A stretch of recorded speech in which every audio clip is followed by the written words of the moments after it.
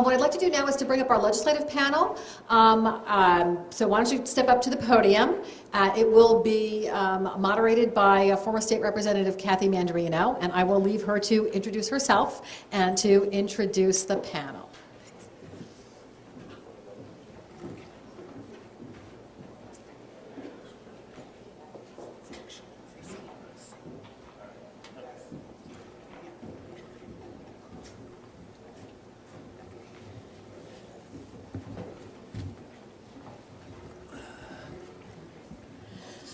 Good morning, everyone. I'm Kathy Manderino. I'm Senior Vice President of Intercommunity Action, which is a human service community-based organization in Philadelphia. And as Sharon said, I'm also a recovering politician. So I love being invited back and invited to forums like this to be able to be with some of my former colleagues and talk about the stuff that really gets us going. A couple of housekeeping items. You'll see that somebody is walking around putting these bright green cards on your table.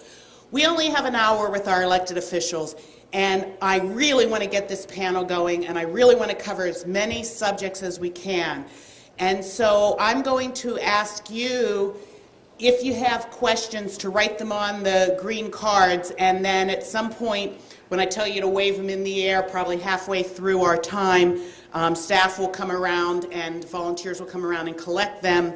And I'm going to try to kind of field the questions in a way that can kind of keep the panel moving, weed out duplications, etc. Also, for our panelists, the first presenter kind of gave us a budget overview. They gave us the facts. There are workshops all throughout the day that are kind of going to give us the facts. This is our hour to express our opinions. What's the story behind the facts? What's the philosophical policy story? What's the political story? What's your opinion about what's going on in state government and with this budget? And so we don't really need to spend a lot of time talking about the facts and the figures of what was in the budget proposal, but we're going to try to get to what does that mean? What does that mean to the legislative chambers? I'm pleased to have with us today 3 distinguished members of the General Assembly.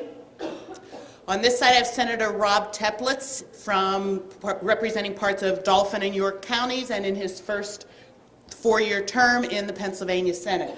On this side, Representatives Seth Grove, parts of York County you represent, and Seth is in the Republican caucus in the House and is in his 4th term?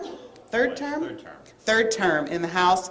And finally, former colleague Mike Sturla from Lancaster County. Mike wins the Veteran Award today. I think you're in your 12th term, Mike. And Mike is currently in Democratic leadership as the policy chair. So kicking things off, and let me start with the senator first. From your perspective, Senator Teplitz, best thing in the governor's budget proposal, what's the worst thing in the governor's budget proposal, and why do you have that opinion? I think the best thing is that this is likely to be his last budget proposal. Sorry. I told him let's get off to a roaring start. You said opinions, not facts. You know, I think that there are some good things in the budget. I mean, there are programs like, funding for victims of domestic violence, which is a cause important to me, that has continued to receive increased funding under this administration, and that's positive. There are other specific examples that one could pull out. But overall, this is clearly an election year budget. I've described it as a deathbed conversion, but one that doesn't go far enough, because while it touches on certain issues that the administration is clearly concerned about, education, social safety net, health care, it doesn't go far enough. And there are better ways, I think, to invest our money. I'm sure we can talk about those in detail, but that's sort of my overall view. And the only thing that I would add to that, right now, is it's important to remember that it's the beginning of a process. And it's a process that is now in the General Assembly's court and will last several months. And the budget that is passed is unlikely to be exactly the one that was proposed. And I look forward to fighting for my priorities and the priorities of my district over the next few months. Representative Grove, your shot. Best thing in the governor's proposal, worst thing, and why? Thanks. I think there's a lot of good line items. Obviously, increase to special education funding, which has not seen an increase in going on with 7 years.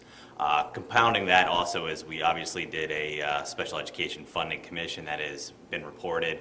Pat Brown and Bernino kind of took the lead on that. Actually, I think they might be here later today, if I'm not mistaken, at a breakout session. I would urge you to go to that. So an increase in special education to help drive that money out in a better way rather than how it has formed, I guess, back in 1991 timeframe. Obviously trying to help our youngest increases in CHIP, increases in pre-K. So there's a lot of good stuff in there. Bad part is we've been able to keep the budget under Tabor for the past 2 budget cycles. This one's about a 3.3% increase above the Tabor rate, and Tabor's kind of rate of inflation, and then you factor in population growth on top of that to try to get an increase. It's about 2.5%. If you count 3 years ago, past 2 years, it'd be about 1.7%, so somewhere in that time frame.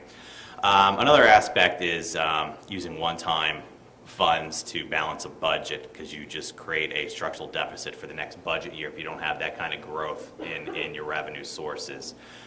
So there is some worry about utilizing kind of those tactics within the budget. But obviously it's a proposal, and like my smart senator said, it's a starting point. No governor's budget has ever been introduced, has been passed by the General Assembly as far as I am aware. Oh, did he? Yeah. The Senate picked it right up. Yeah. So it's going to change, and we're going to continue. And I kind of remember last year, the budget was kind of the low point of discussions. You had transportation funding, you had pensions, you had liquor privatization, you had all these policy stuff kind of take the forefront. And then kind of at the end, it was kind of like, oh, what about the budget? What's that going to look like? So it did kind of play a less prominent issue last budget cycle, which was kind of a weird scenario for the most part. But I'll cut it off there. And by the way, we are set up House versus Senate. So I tried to split them so that we didn't have R's on one side and D's on the other, but I didn't think from the chamber point of view. And finally, Representative Sturla, best thing, worst thing, and why? It looks like you're going to get a lot of agreement out of us today, so it's not going to be a very exciing panel because all stirred up somehow. I agree that probably the best thing in this budget is the things that were accomplished with special education, it's a start. That commission put together a pretty good proposal, which is also a start because I think within the next 5 years we're also going to need to update that formula. But there's a formula change proposed and also some dollars to go along with that, which is great. I also agree that probably the worst part about this is that there is unsustainable one-time funding to fund some of these election year proposals of, hey, we're going to finally do a little something for education. Hey, we're going to finally do a little something. But this is a governor that when he took office railed about the fact that you would use one-time funding, i.e. stimulus funds, to fund a budget, and now says, oh, now that's an election year, we'll use one-time funding. And at the same time, it wouldn't even be so bad if it was like, well, we're just not going to cut any taxes, we're going to use some one-time funding, we're going to get through this. But instead, he's using one-time funding to do increases and is still cutting business taxes, which means that next year those business taxes won't be there and the one-time funding won't be there. So it's a double whammy. It's really irresponsible. I don't know how any fiscal conservative can say this idea is good. It is a formula for disaster. Everyone always starts talking about the spending part. So today I want to start talking about the revenue part, and each of you touched on that. Seth, Representative Grove, you said something about Tabor, and even though I think we have a really educated audience here, expound on what you meant with your disappointment that this is kind of quote-unquote above Tabor, and then we'll talk about the revenue picture a little bit, some of the things that Senator Teplitz and Representative Sturla talked about. Tabor has been a kind of like a bar set, especially in the House Republican caucus, of not exceeding a certain level of spending. You know, and traditionally we use Tabor. You can use different other models. And again, it's analysis of you know, kind of your cost increases from the previous year, and then you factor in population growth. Because obviously, if you have more people, you're going to have need for more services in a Commonwealth. So they try to factor that in. We've kept it under that rate for the past 2 budgets since Governor has been in office. And why is that important to the House Republicans? I want people to kind of understand what's going on in those caucus discussions. Why does your caucus value that? It's important to make sure that we're not increasing spending above our means to pay for it for the next budget year. Because anything you do in this year's budget affects next year's budget and the following year's budget and the following year's budget. So if you build in structural deficits in this year's budget, you're going to have it even worse next year because you have to fill that hole and then whatever else holes that you need to. So by kind of controlling your spending, you know, still providing an increase, but controlling your spending, it mitigates those long-term concerns of spending increases. And, you know, to hit on business tax cuts, you know, looking back since we've been starting to phase down the corporate net income tax, we've basically lost, let me pull up my data here, we've lost $594 million in the past 10 years in corporate net income tax by phasing it down. At the same time, corporate net income tax collections have increased by $894 million, and personal income tax collections have increased $3.9 billion. And the reason why capital stock and franchise tax is set to phase out because it's a double tax on businesses. We have the corporate net income tax, we have the stock, they're hit with both. Most states don't do that. So when you look at competitive analysis between states, keeping businesses here and trying to draw in new businesses, it was important for us to set a bar very high to ensure we have that. Representative Sturla, Tabor wasn't a positive mantra, at least during my time in the House Democratic caucus, although tax policy issues were. What's the perspective on this whole issue inside the House Democratic caucus? Well, I mean, the notion that you don't want to spend more than you have, I think everybody can agree to. The question is, do you have to tie both hands behind your back so you don't have anything to spend? And this administration in particular, I believe, you know, Tom Corbett, when he was first elected, was fond of saying, you know, it's just like any family that, you know, they sit around the table and you talk about what's in your family budget and you don't spend more than you have. The only thing was, you know, when Tom Corbett sat around his table and his wife said, look, I only have a part-time job, how about if I go to full-time so we can increase our income in the family? He said, absolutely no way. And, you know, Johnny, his son, said, how about if I take up a paper route? And he said, absolutely no way. We are under no circumstances going to bring in one more penny. In fact, I'm going to ask my boss to give me less money. And you know that guy that wants to dig out in the backyard, I'm going to tell him he can dig for free, because maybe if he can dig for free, things will be better off. You know, who sits around their table and says that? But this guy said, in order to make sure that we don't spend another dime, we just will make sure we absolutely don't take in another dime. I don't understand that logic, and maybe it's just my makeup, my DNA. I don't understand that, you know? Whenever I've wanted to achieve more in my life, I went out and worked a little harder. I did a little more. I tried a little something else. Instead, this guy said, no, we're going to retrench. And then see whether we can, if we just retrench far enough, certainly things will get better. That's never worked for me and my family sitting around the table. So, I mean, I think that's the basic difference in this, is that I think we're passing up on, you know, we're the only state in the nation that doesn't have severance tax on our energy. In this recession nationwide, when you looked at the states that got through it the easiest, almost every one of them was a mineral state that taxes their resources. Because those resources are in demand whether you're in a down economy or not. And we said, no, can't do that. I don't understand that policy. Senator Teplitz, thoughts within yourself or your caucus about kind of the revenue issue, and in particular, if I can ask you to kind of talk about some of the specifics that you want to talk about, because I know the Senate Democrats have kind of put out some of their ideas on revenue. So however you want to approach that. Sure. Your shot. Yeah, I mean, I think Mike is correct. It's not a uniquely Republican desire to hold down spending and to ask no more of people than is needed. We all have a different way of getting to that point. I think speaking for myself and my caucus, we've been concerned about the decisions made by this administration that Mike alluded to that have hamstrung us as a state.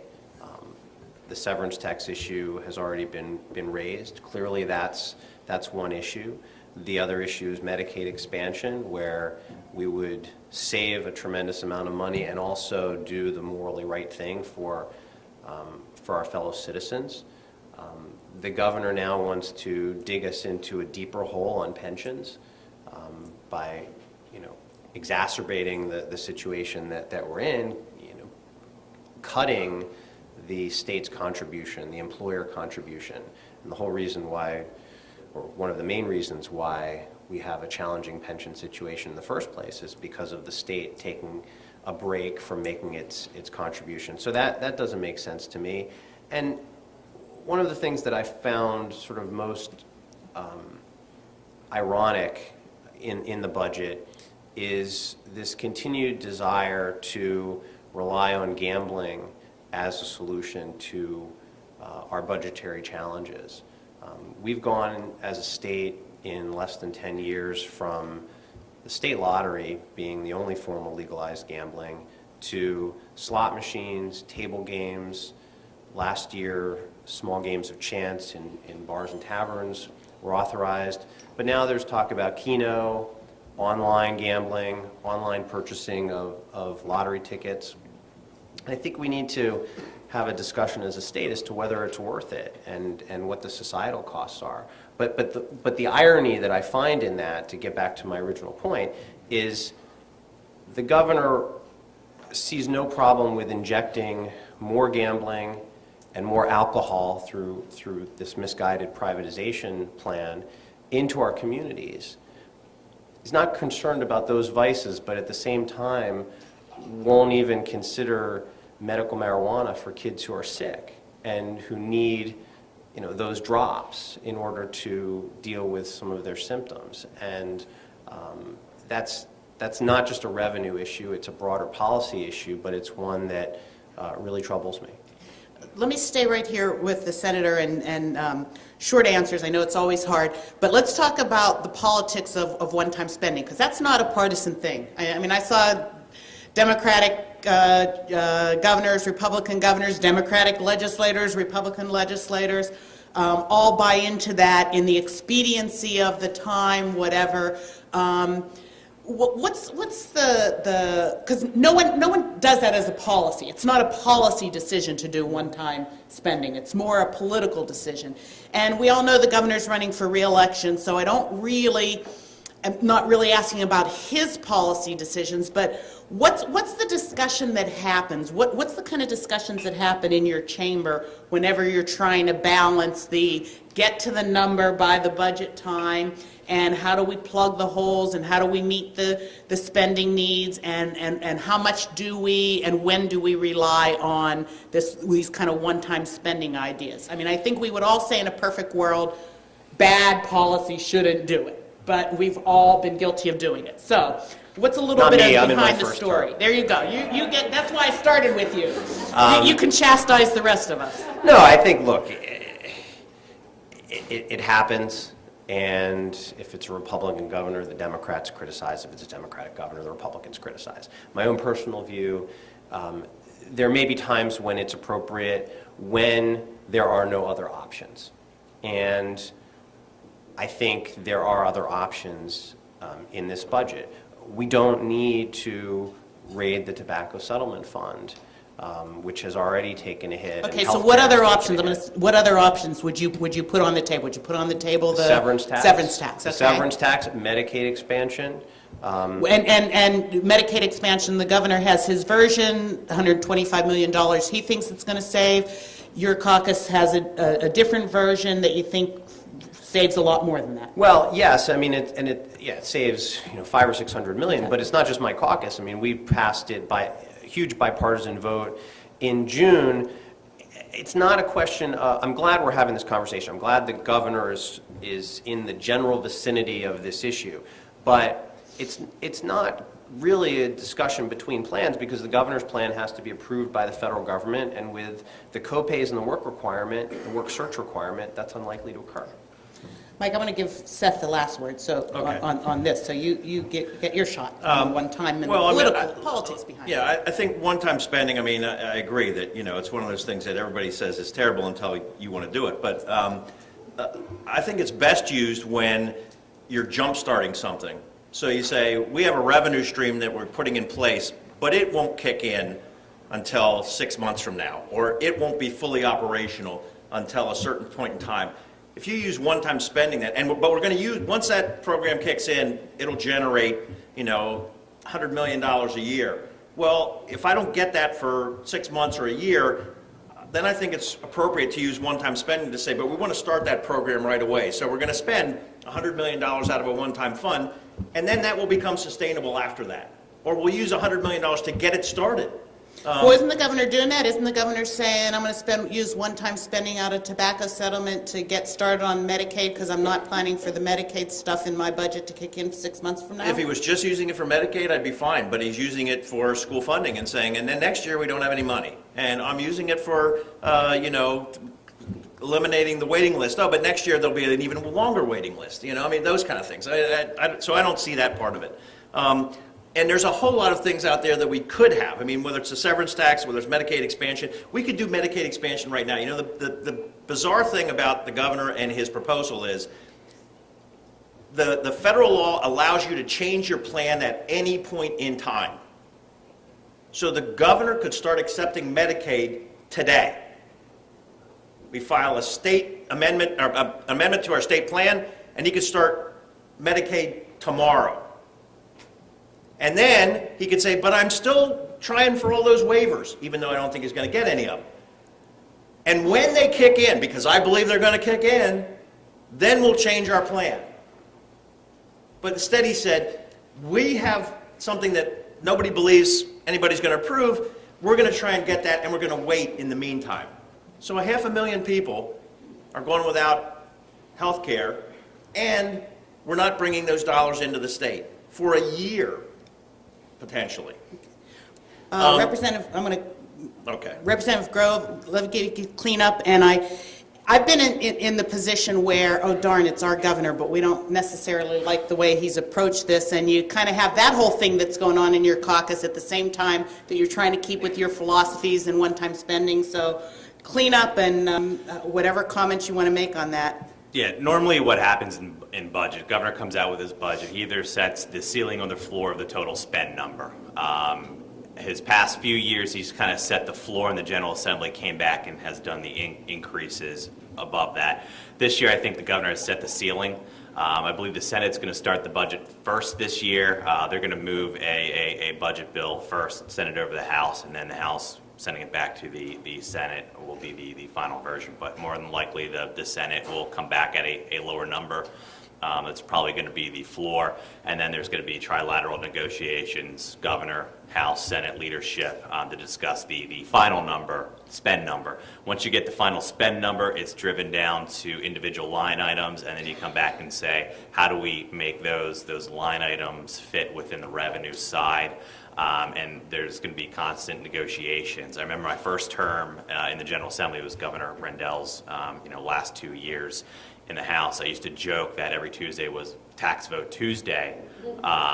It was tax vote after tax vote after tax vote. It just didn't happen. Whether it was a severance tax or whatever other tobacco products, it just never happened. But it was tax vote after tax vote after tax vote. The money wasn't there. The votes weren't there to do it.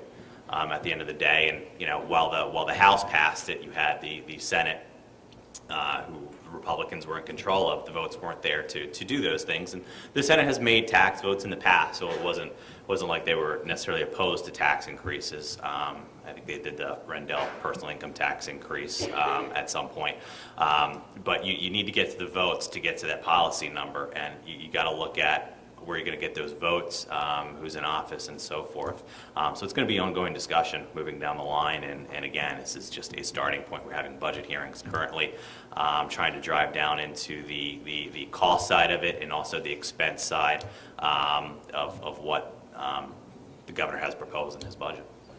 I know the sense in the caucuses change as we get closer to June and discussions continue, but if you had to call it now on some of these things, I'm just going to put out some kind of revenue issues out there and just get a yes, no, maybe, short answers, what you think the reaction of your caucus will be or what you think might happen.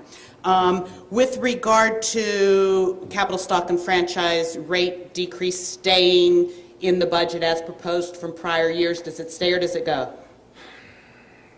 Right now, I'd have to say it stays, but I think it's up for negotiation. Mike, stay or go or up for negotiation? From our perspective, we'd like to see it frozen at least until we can figure out what's going on. Like, if we're concerned about businesses, let's close the Delaware loophole and actually reduce the corporate net income tax rate, but Okay, I'll have ask that everybody pay a question reasonable next. amount. Stay or go? I think it probably stays. My caucus would like to see it frozen. My own personal view is different. I actually think it should be continued to phase out. Okay, stay right there with what Representative Sturla just put on the table. Any movement, anything coming out of the General Assembly with regard to Delaware loophole, which the governor didn't propose, and closing that, saving some, getting some more tax revenue as a result? Probably not. There's probably a sense that what happened last year is as much as this administration will allow. Seth? Yeah, we did add backs last year, and the only other thing we're in touch with CNIT is at some point, hopefully, to get it down to a more reasonable level. Mike? Yeah, my guess is they won't touch it. They claim they did the Delaware loophole, even though the fiscal note on it showed that it would actually lose money. Staying with you, Representative Sturla, same kind of quick answer with regard to, it just went out of my head which one I wanted to ask about next. Marcellus Shell, whether it's the drilling, we didn't even talk about that, but whether it's the income the governor wants to get from drilling in state parks and forests or income that others want to get from taxing Marcellus Shell, hit both of those points. My guess is the governor will try and drill anywhere he can. You know, and I don't think he'll go along with a Marcellus Shale tax. I think we have to wait for a new governor for that. But, you know, when you talk to the industry privately says, you know what, do a 5% tax on us and let us claim that we're actually funding education in Pennsylvania. Let us claim that we're actually doing something. Seth. I'm sorry. I love you. No on severance tax. I think at least in the House Republican caucus, the votes are there to do the expanded drilling, not in the parks, but underneath.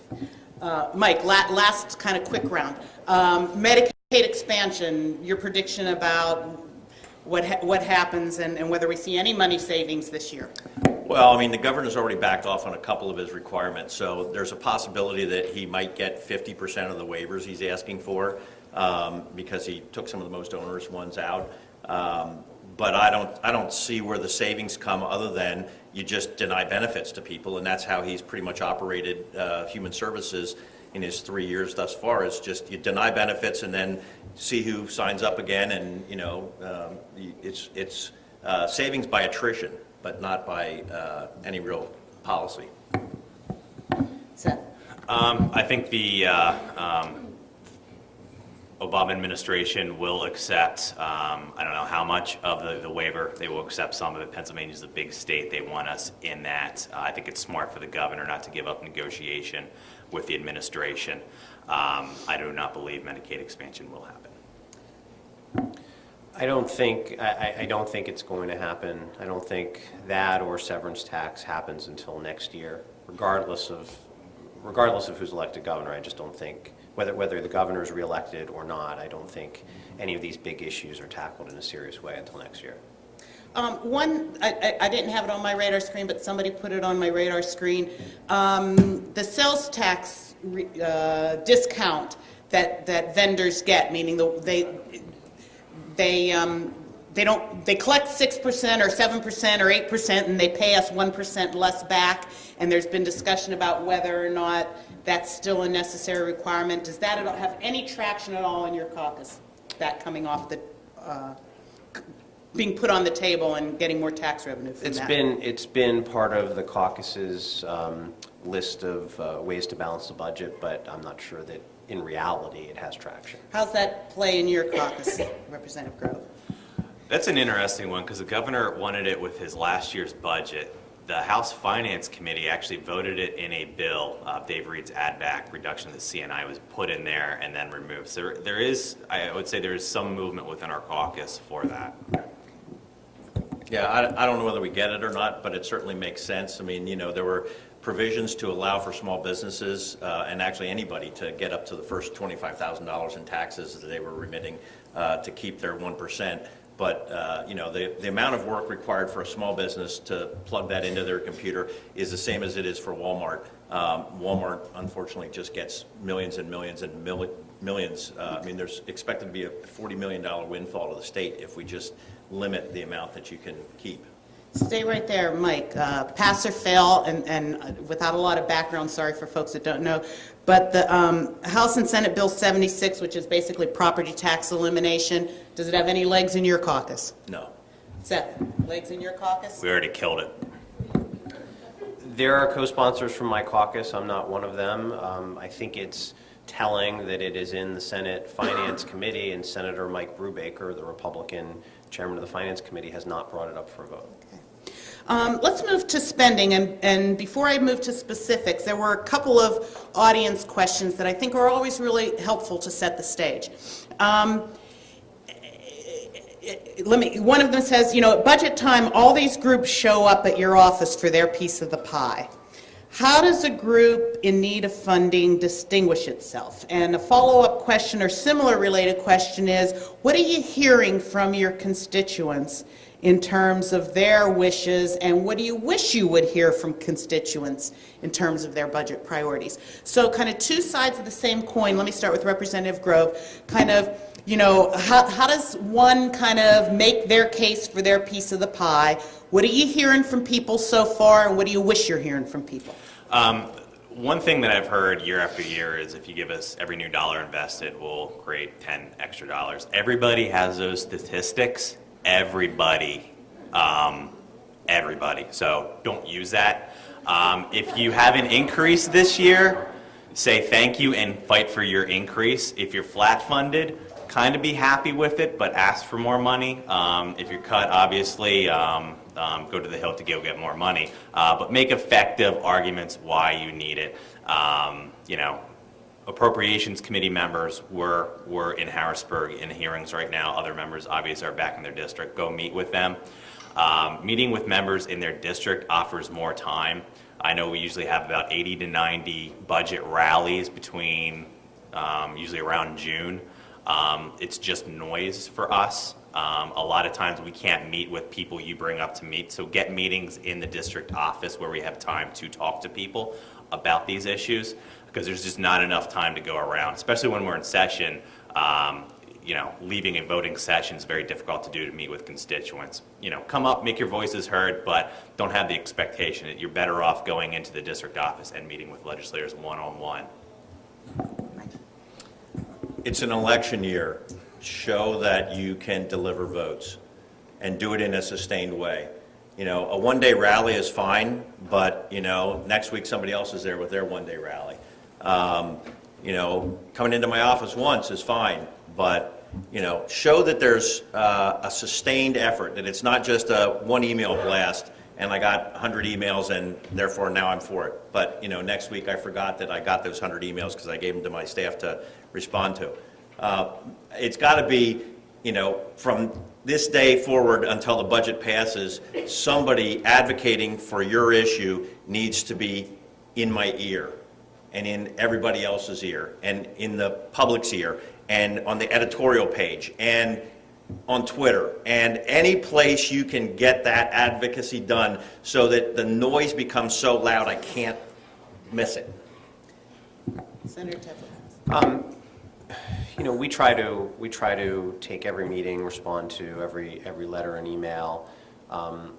What I think would be most helpful in terms of your advocacy, though, is to do your homework before setting up those meetings and writing those letters and emails, because if we're already in agreement and that's fairly easy to find out, then it's not the best use of either of our time to sit and just bemoan the budget. It's the best use of your time to go lobby people who don't agree with you and who are in a more influential position to affect change.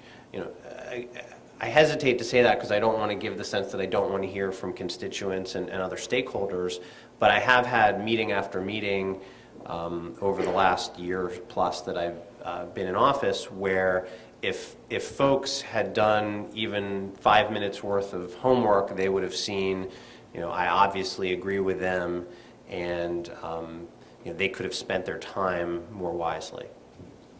Representative Grove. I'll bring this up. There was one organization that had a very, very smart tactic going into the budget last year, and that was the Libraries Association. They got flat funded, but they met with members and said, you know, we appreciate flat funded, we're not getting cut, but if you have $1 million and you find it, could you put it into this line item? And they had a couple, and they gave reasons why. They got their $1 million. So be rational. You know, coming in and saying we need $1 billion in this line item, probably not going to happen. So, you know, make sure your expectations are achievable and be smart about communicating that. We have a whole bunch of questions about education, and they're all phrased differently, so I'm going to try to kind of roll them all in. We haven't, people mentioned special ed a little bit. I want to talk about pre-K-12 funding and kind of the perennial problem, because it rolls into the property taxes, but kind of let's talk about how this idea of fair funding formulas gets talked about within the General Assembly. What does that mean in the different corners and in the different caucuses? And what's the reaction to the governor's approach this time? Who wants to start? Mike. Well, you know, it's interesting. Is it Representative Stevens has the proposal that his idea of fair funding is that every child gets the same amount of funding from the state no matter where they live in the state. So if you're in the poorest district in the state, you get the same amount of money as the kid in the wealthiest district. You know, I mean, I don't know whose idea of fairness that is, other than the fact that the kid in the wealthy district gets subsidized with the local dollars, so that they're now getting $25,000 spent on them, and the kid in the poor district gets, you know, $10,000 or $8,000 spent on them.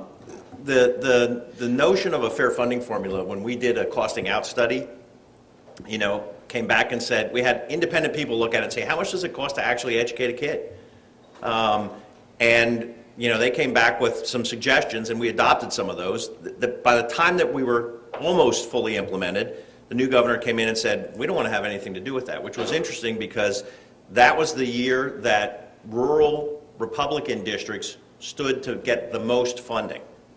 And so they basically cut off their nose to spite their face, because they had said the funding formula wasn't fair, and that was the year they were scheduled to get funding, and they said, so we want to get rid of that funding formula. And we're now one of only 2 states in the nation that doesn't have a funding formula. And can I ask you to respond to one other thing? Because you mentioned the costing out study. And the costing out study basically said, as you said, here's what it costs to educate a kid in the Commonwealth. Now, if all the revenues came in the same way and the money went out the same way, the proposal you just referred to by Representative Stevens would make sense. Would you agree? If the state was funding 100% of educational costs in the state. So eliminating property taxes and having everything be funded by the state, you're for that, right? If everything was funded by the state, I would be for it, as long as every kid would get the same amount, with the notion that some kids cost more to educate than others. You know, if I have a kid that's in a family that's got 2 parents with PhDs, and they've traveled extensively worldwide, and they've got 6 computers in the house and 12 shelves of books, that kid is actually easier to educate, imagine, than the kid who's living in a crack addict neighborhood where his exposure is, you go out on the street and you fend off drug dealers. So a fair formula has to take those into account, in your opinion? Yeah. Seth, what do you think? Whole notion of fair funding formula and how we get there. So there's 253 legislators. A fair funding formula would send all the money to that individual school district. If you would ask a legislator what they need, because it's 500 school districts, what's the right fair funding formula? Now, I, for one, do not want all the money to come to Harrisburg. And how many in here would love that? All your education money coming from Harrisburg to be dispersed as we see fit. How many trust that? I'm not raising my hand either, so I'm with you. Allowing those local decisions, because there's local decisions school board members make within their budgets that we do not control. And you know, I don't want to be a school board member. I did not run for being a school board member, and I have no interest in ever being a school board member. God bless them, hardest job ever, and I appreciate what they do. You know, when I look at the Ready to Learn block grant, you know, I saw the funding and I was automatically opposed. And let me read you some data. If you take high wealth school districts, upper middle wealth school districts, so the top 25 wealthiest and the districts that are 125 to 250 based on wealth, the Ready to Learn block grant goes to 38.9% of their school districts.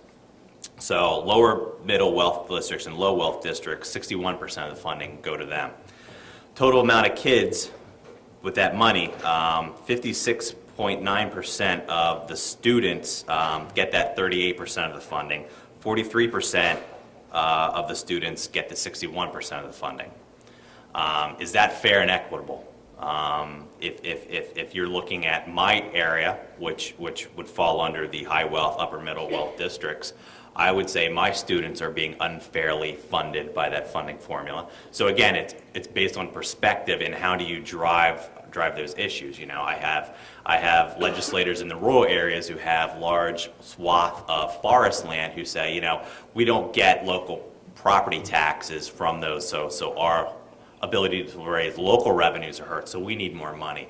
It's about finding that middle ground. And I would say we've had funding formulas over the years. If you look through the school code, it's littered with it, but it changes every year with politicians. So if you find a fair funding formula, and nobody's been able to do it, School Boards Association, PASBO, you name any educational entity, they've never been able to find, quote unquote, the fair funding formula, because it doesn't exist.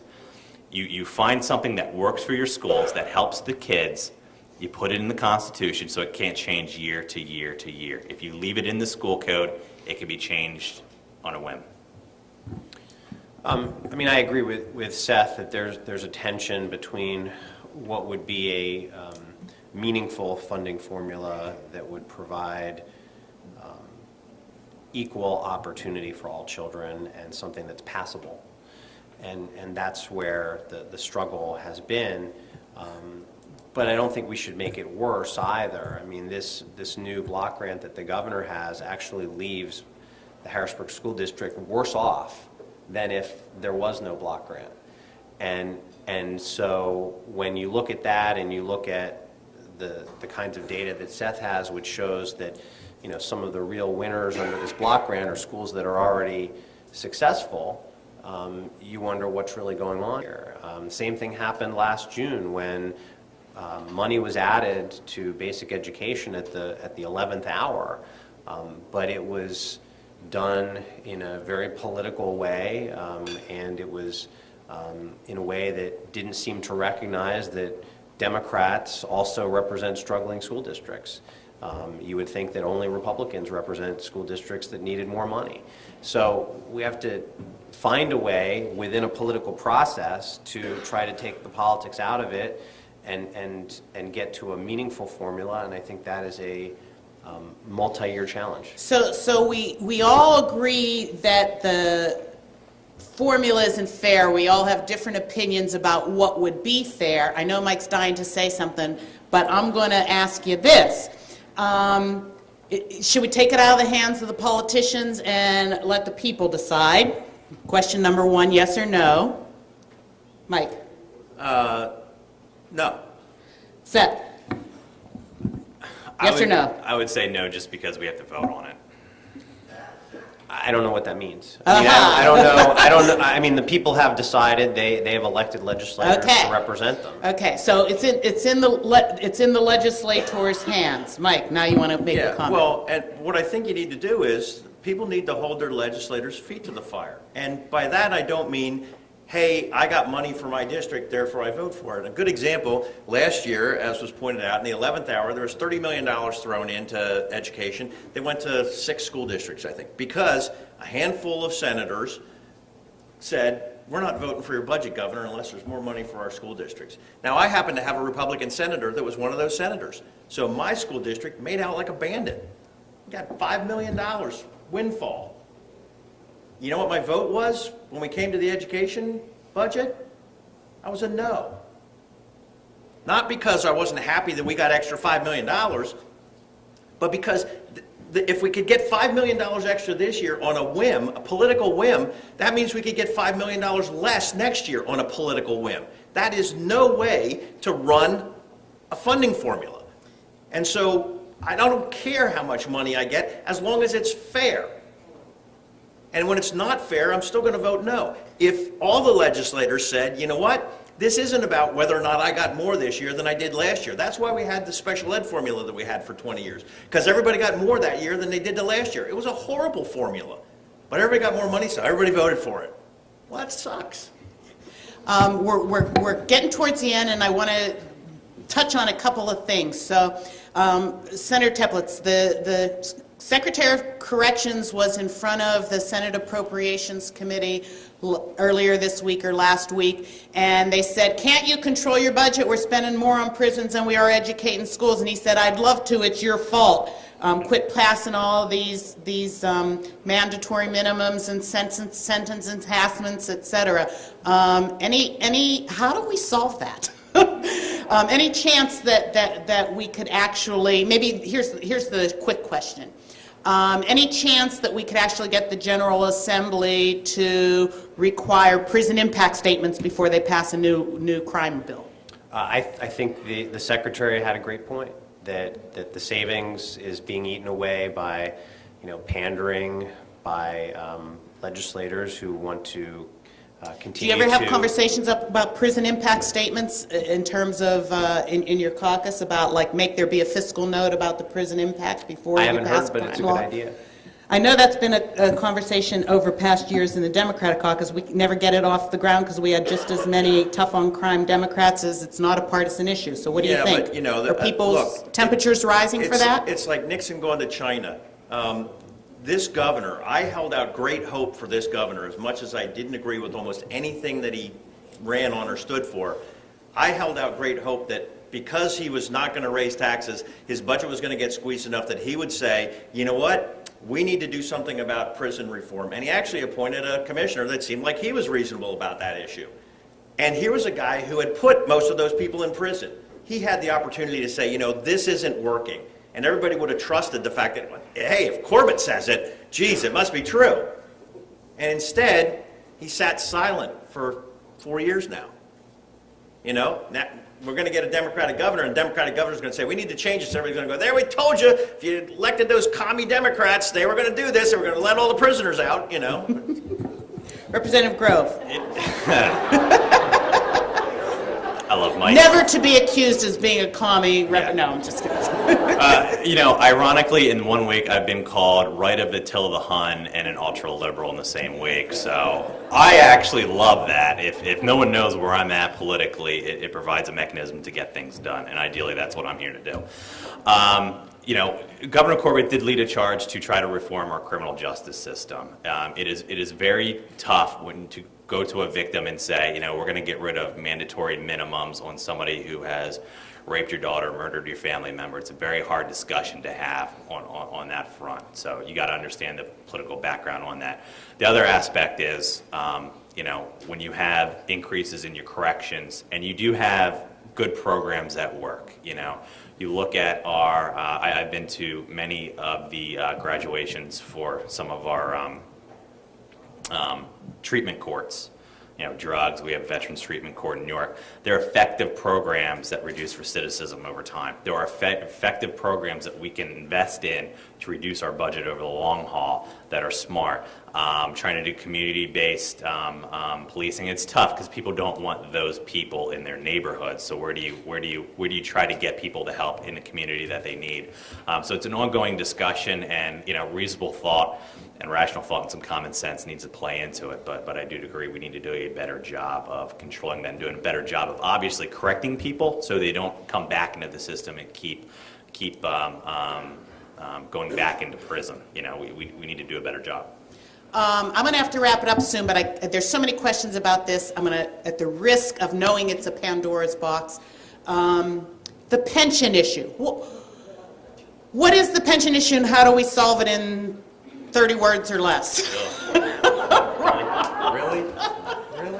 The state needs to keep its promise to public employees and not make the situation worse by cutting its employer contribution. We need to let Act 120 of 2010 work, which required the state to make that contribution.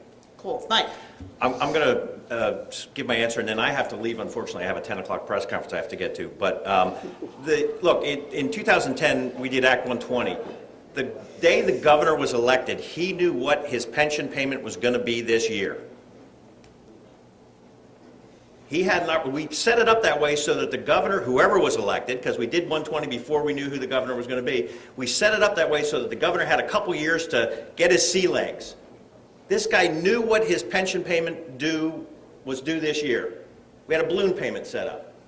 And instead of squirreling away some dollars, he chose to give away corporate tax breaks for 2 years. And now says, oh my gosh, there's a balloon payment due on the mortgage.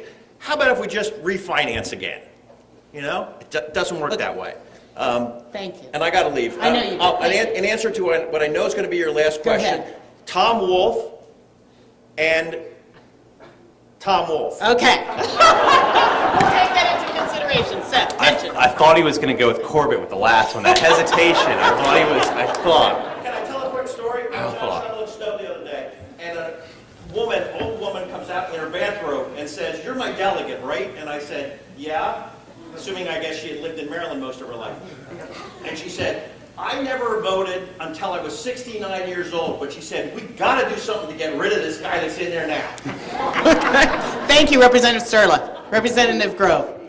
Pensions. Pensions. Number one, obviously, when you talk about public sector pensions, it's always been low pay, great benefits, great pension. Throughout the years, employee pay has increased to that of the private sector or above. Unfortunately, the benefit side has not gone down. So we need to reform our pension system to be more realistic. The cost increase, if you want to talk about structural deficit, it is the pension costs. What we're looking at is not touching current employees. We're talking about new employees and putting them into a hybrid system, because the cost driver is the unfunded liability, and create a mechanism within that pension structure to pay it down. I had 3 closing questions, and Representative Sturla missed one of the fun ones. So it's up to you guys. Representative Grove, if you could wave a magic wand and grant one wish in this year's budget, what would it be and why? I think education funding, not in the block grant, putting the basic ed, special ed, and obviously I've been a big proponent of reforming our plan-con system and school construction to start getting those pavements movement. So that would be my wish list. Senator Teplitz. Public education, treat it as an investment in our long-term success instead of just another budget item that gets cut when we are short on money. Great. Representative Sturla gave you a look into the lightning round. This is not just a budget season, but we all are very well aware of it being a political season. And so my lightning round question, I'll start with Senator Teplitz. Who wins the Democratic primary for governor? I don't know who wins, but I'm supporting Jack Wagner. Seth, who wins the Democratic primary for governor? Tom Wolfe, York County, baby. Okay, so we had 2 Tom Wolfes and 1 Jack Wagner. So head-to-head, Tom Wolfe versus Governor Corbett. Who wins in November? Seth. Tom. Corbett. Tom Wolfe. We're going to get to Jack. Rob, Tom Wolfe or Tom Corbett? Who wins in November? I think just about any Democrat could beat Governor. So then staying with you, Jack Wagner and Tom Corbett. Who wins in November? Jack. Seth, Jack Wagner and Tom Corbett. Who wins in November? Tom. All righty. Hey, join me. These guys took some time out of their schedule to be with us. I hope you enjoyed it. Thank them with me. Thank you.